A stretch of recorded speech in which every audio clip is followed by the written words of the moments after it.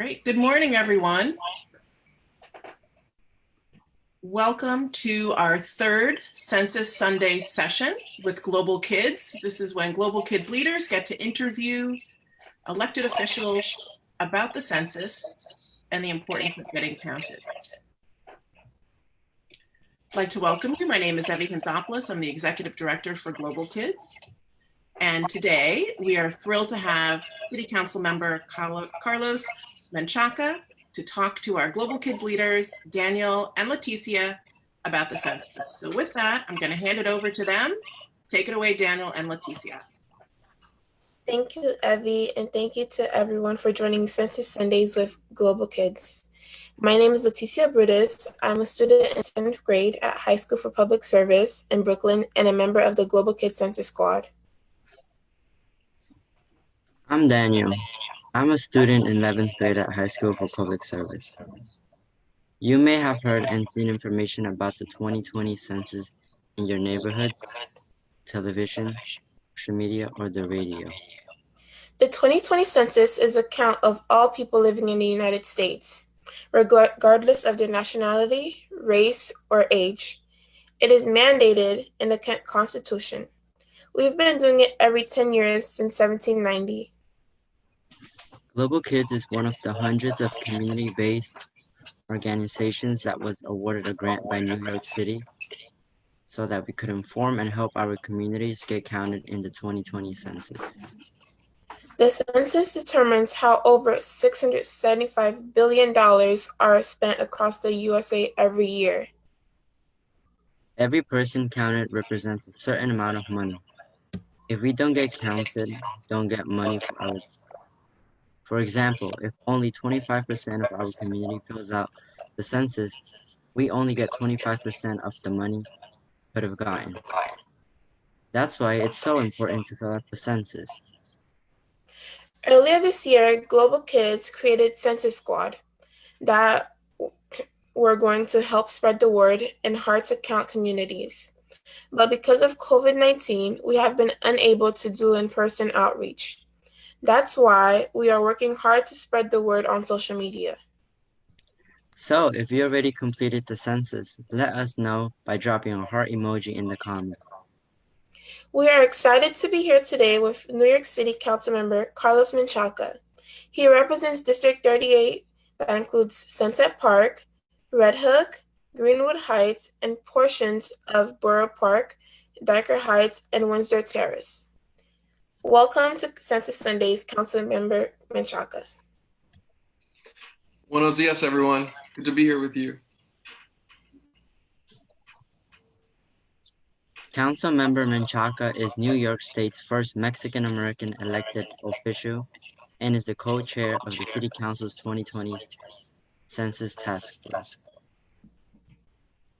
Council member Menchaca is a strong supporter of immigrants. For example, he helped secure funding for the nation's largest public defender document immigrant.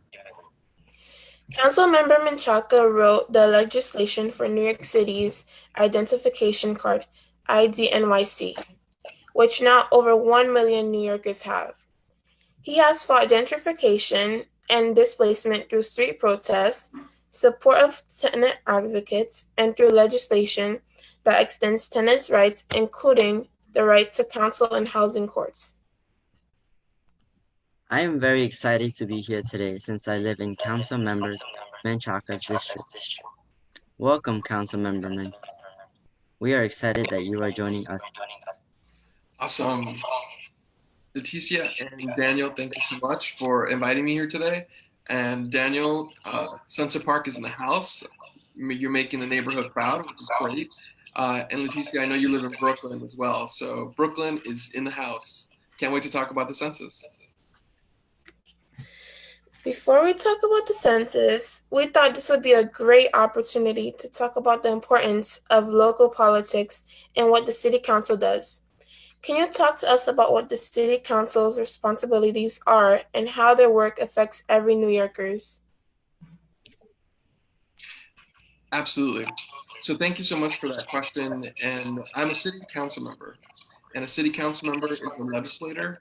And we pass laws that impact the entire city. Our young people, our workers, we protect the rights of workers, we protect the rights of immigrants to ensure that they have the services and the medical care that they deserve. We also oversee the work of city agencies like the schools and parks to ensure that young people have quality education and clean parks to play in and enjoy.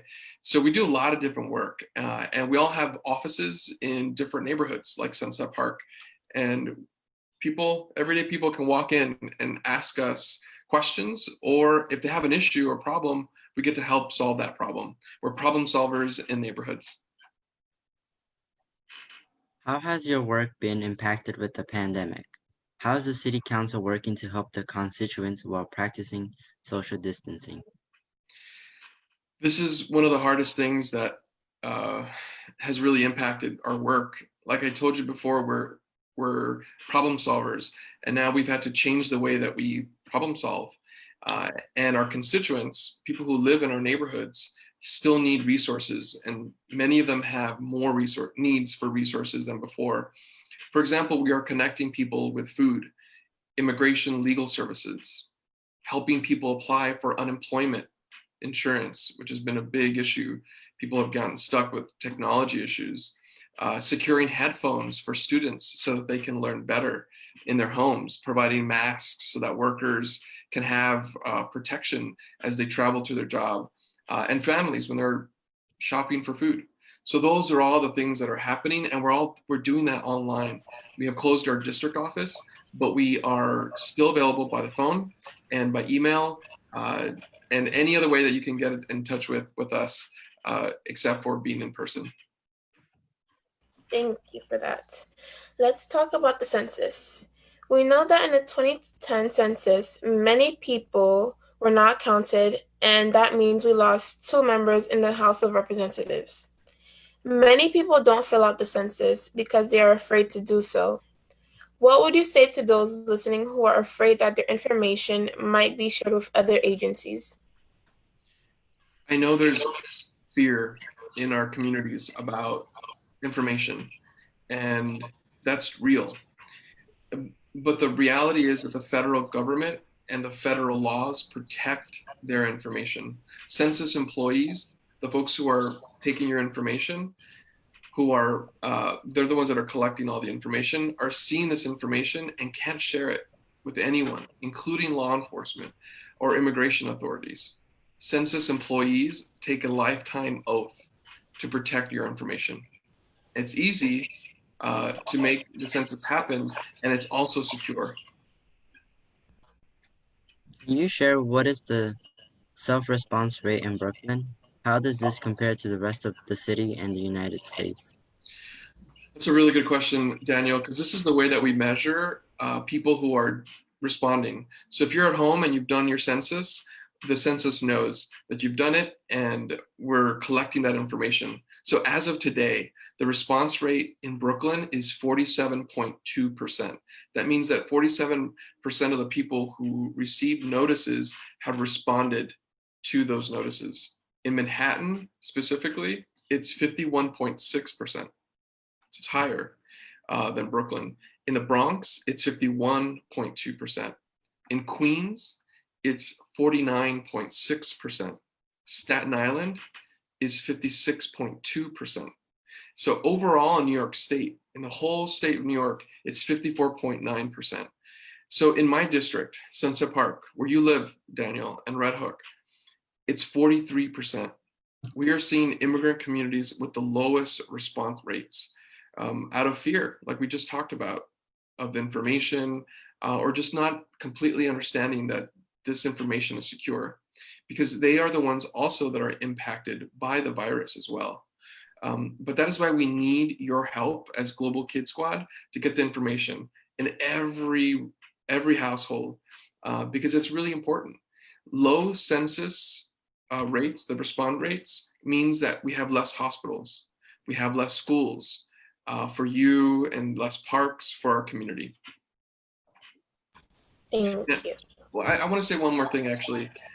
Everything we rely on right now in this pandemic, and we're all seeing it. If you're a kid or a senior, we're all seeing that we need a lot of things right now, like hospitals. And because we get money based on how many people we are and counted, that means that we have less money in the future if we do not fill out. So we're reaching out to people via text message. So you might have already gotten some text messages from our work that we're doing. WhatsApp for Latinx communities, WeChat for the Chinese communities. We're on social media. So we have a lot of different ways that we're trying to get the word out. Thank you for that. Also, like, I know that we're all going through this pandemic all together, and this is a big challenge for us. So how can us, like people staying at home, how can we reach out to other people in our communities and through staying safe? Well, I just talked a little bit about the social media work, but I want to ask you to really think about how many people that you know right now that you can call, that you can text, and use whatever platform that you're already using to connect to people, and use that.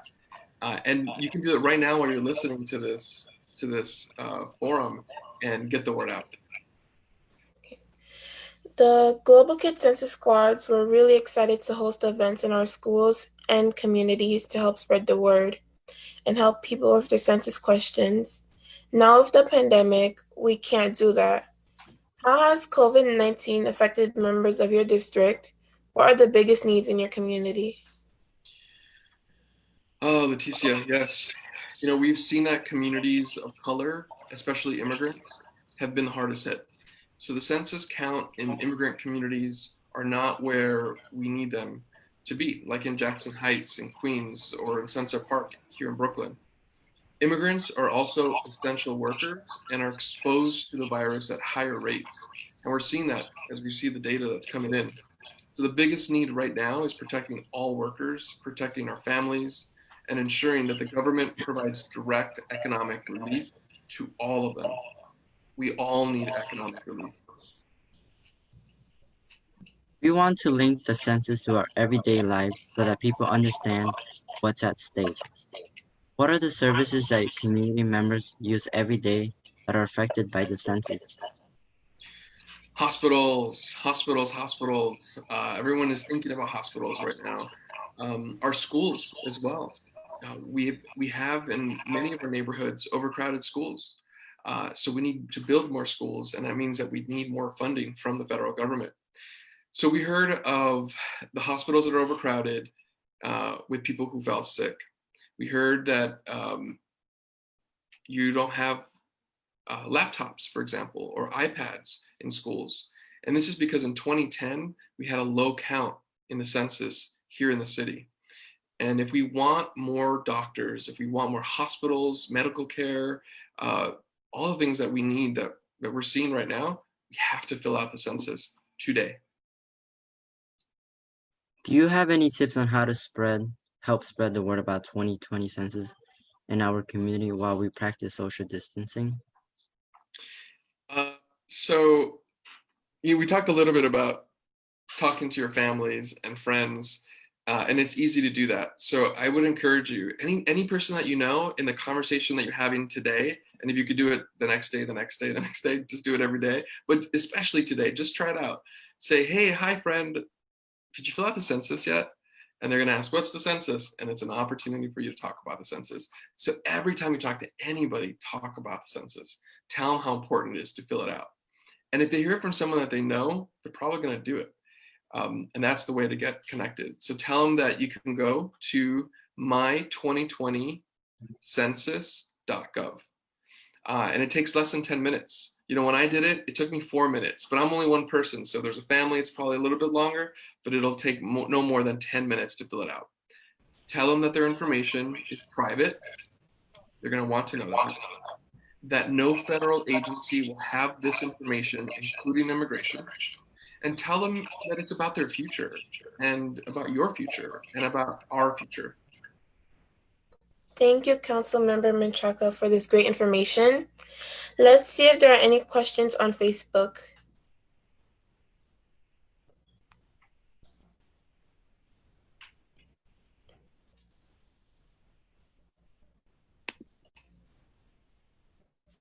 Okay, so a few questions that we have from some people. They asked, can people respond to census in other languages? Yes, this is really important. So on the census page, my 2020 census .gov page, you can actually change the language of the entire page on the top right. So there are many languages that people uh, can utilize. But not only that, it's not just the website. You can actually, with the phone number that I'm going to give you later, you can actually call in different languages and speak to somebody over the phone. And you can actually fill this out, not on the internet if you don't have internet or a computer, but on the phone and talk to somebody in your language. Thank you. May is Mental Health Awareness Month. Can you share with us any tips on ways we can take care of our mental health during this global pandemic? Mental health. I think if you hadn't heard about mental health before, you're probably gonna hear about mental health now, and it's just so important. And before I even give you ideas on how to connect through the city, one of the things that I do is listen to my breath. I don't know if you've ever done meditation before, but I just like to listen to my breath, sit, in a chair, take a deep breath in and out, and just relax my body and just feel the things that I'm feeling, because I'm so scared sometimes and excited, and so mental health is so important, and I hope all of you are really thinking about that. But in the city of New York, we have something called NYC Well, and it's your connection to free, confidential crisis counseling, mental health, and substance misuse support, information and referrals. So you can actually reach them 24 hours a day, 7 days a week, by phone, by text, and online chat.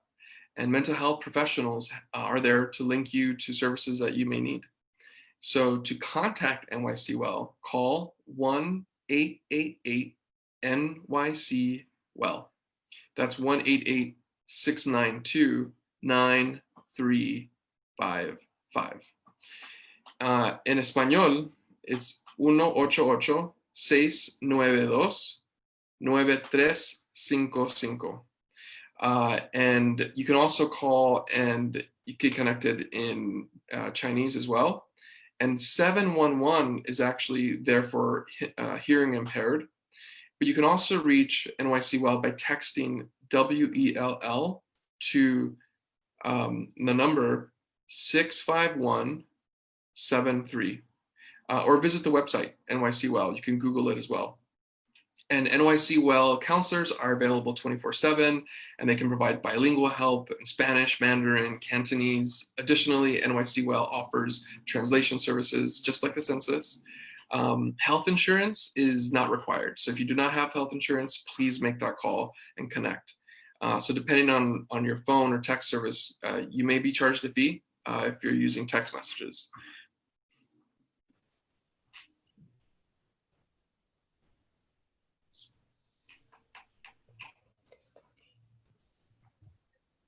Finally, we'd like to end up on an uplifting note.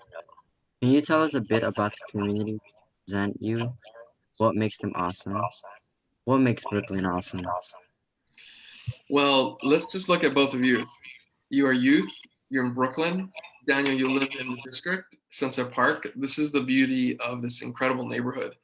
And when I became a council member back in the election was in 2013, but when I started in 2014, one of the most beautiful things that I saw were communities that came together, immigrant communities that didn't have the power to vote in an election, came together and did something called participatory budgeting. And it was young kids and parents all came together and created ideas. And when I think about Global Kids and the squad and the work that you're doing right now to get people involved, that's something that you can do. And as young people, you're not 18 yet, you can't vote, but you're still making a difference. And that's the difference that I see every day in the district. And that's what makes our community so beautiful and amazing. And 7 years later, the park has transformed because of projects that kids created. Kids created a butterfly garden. 1 year, it was an idea. And several years later, and a few $1 million later from the city, we had this gorgeous garden. That's the power of kids. And that's why I want to make sure that you have everything you need. And to do that, you fill out the census. So thank you so much. Thank you, Councilmember Menchaca, for your time. Is there anything else you'd like to share? Well, are there any other questions, Leticia? that are Yes, coming we up? have some questions about door knockers.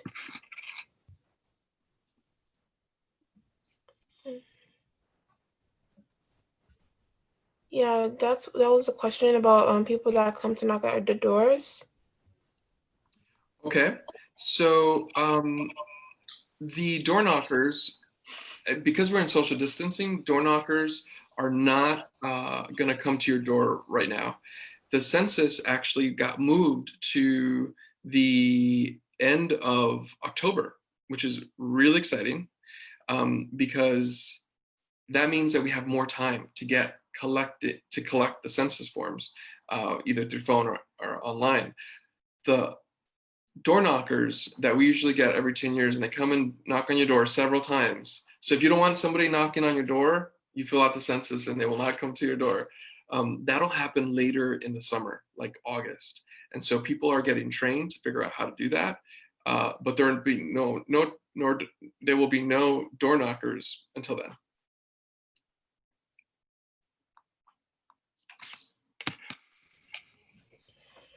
Thank you everyone for joining us. We have a favor to ask you. If you have already filled out the census, let us know by going to complete.globalkids.org. If you still haven't, do it now. We challenge you to do it today and text 5 friends and invite them to do it too. Go to my2020census.gov to fill it out. Please share this video and spread the word. Happy Sunday!